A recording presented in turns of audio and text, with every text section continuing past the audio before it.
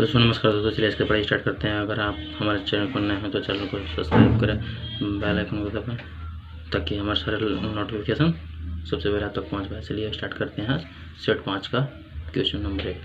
पहला क्या है, निम्नलिखित में से कौन से विखंड योग प्राकृतिक तत्व हैं? पहला है रेडियम, दूसरा है यूरेनियम 235,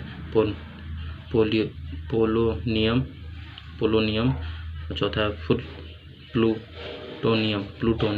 ठीक है, तो चलिए इसका आंसर देख लेते हैं 1 नंबर का। ठीक है, 1 नंबर का दोस्तों ये रहा कौन सा, 1 का बी। ठीक है, तो बी में देख लेते हैं। बी में क्या है, बी में ये रहा न्यूरोनियम 235। ठीक है, विखंड प वर्ण का उच्चारण स्थान कहाँ है? ओठ से, कंठ से, कंठ तालु, कंठ ओठ, प। देखते हैं बी, डी 2 का, डी दूसरे का, तो कंठ से नहीं, कंठ और ओठ दोनों से प। तीसरा, निम्नलिखित में से कौन सा एक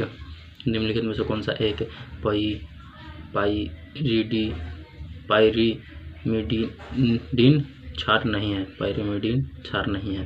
पहला यूरेसिल, दूसरा थायामीन, तीसरा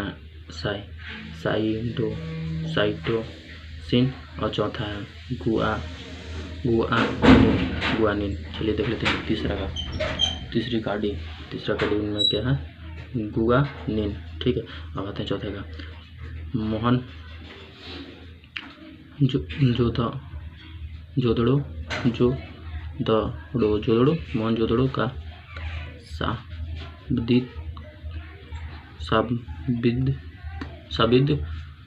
शाब्दिक अर्थ है। पहला हड़प्पा, दूसरा मेसोपोटामिया और तीसरा है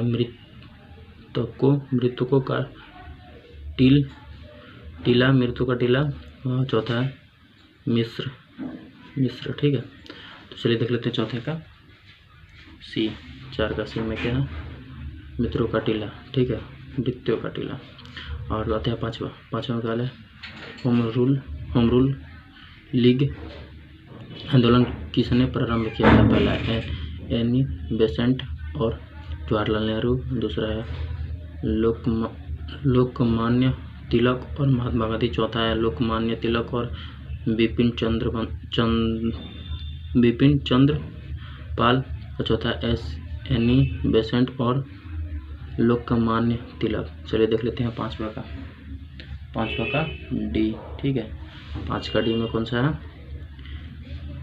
एनी बेसेंट और लोकमान्य तिलक। ठीक है, अब आते हैं छठा का, यदि x बराबर 2 + √3 तो x³ - 2x² - 7x + 2 का मान होगा। क्या होगा, बनाने वाला दोस्तों है तो बना लीजिएगा। मैं आपको आंसर दिखा देते हैं ऑप्शन। ठीक है, ऑप्शन में 4 + √3 और तीसरा है 87। ठीक है, दूसरा 87, तीसरा 0 और चौथा है 7 √3 + 5। ठीक है, चलिए देख लेते हैं छठे का सी 0। ठीक है, अब आते हैं 7वें का, 60 डिग्री के कोण पर अनंत 2 समतल दर्पणों के बीच जब एक वस्तु को रखा जाता है तब बनने वाली प्रतिबिंबों की संख्या 2। पहला संख्या होगी कितना, पहला है 2, दूसरा है 4, तीसरा है 5, चौथा है 6। ठीक है, तो चलिए देख लेते हैं 7वें का सी में क्या है, 5। ठीक है, 5 बनेगा। ठीक है, अब आते हैं 8वें का, सभी जातिवाचक संज्ञा का समूह है।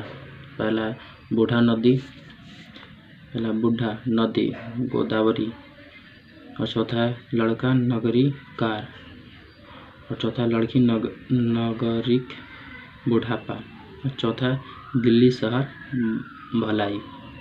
चलिए देख लेते हैं 8 का बी में क्या है, लड़का नगरी कार। ठीक है, तो दोस्तों 9 का तो इंग्लिश है, इंग्लिश तो वैसे भी मुझे आता नहीं है। ठीक है, देख लीजिए आप 9 का क्वेश्चन और ऑप्शन। ठीक है, तो हम आपको इसका आंसर दिखा देते हैं 9 का बी। 9 का बी में क्या है देख लीजिए, विल कीप। ठीक है, अब आते हैं 10वें का। 10वें का है गलत कथन को चिन्ह करें। पहला चिन्ह करें तो क्या लिखा है, सॉरी दोस्तों हिल जा रहा है। विधानसभा के सदस्यों को सदस्यता भंग की जा सकती है यदि पहला है वह भारत सरकार का किसी राज्य सरकार के लाभ के पद पर आसीन हो।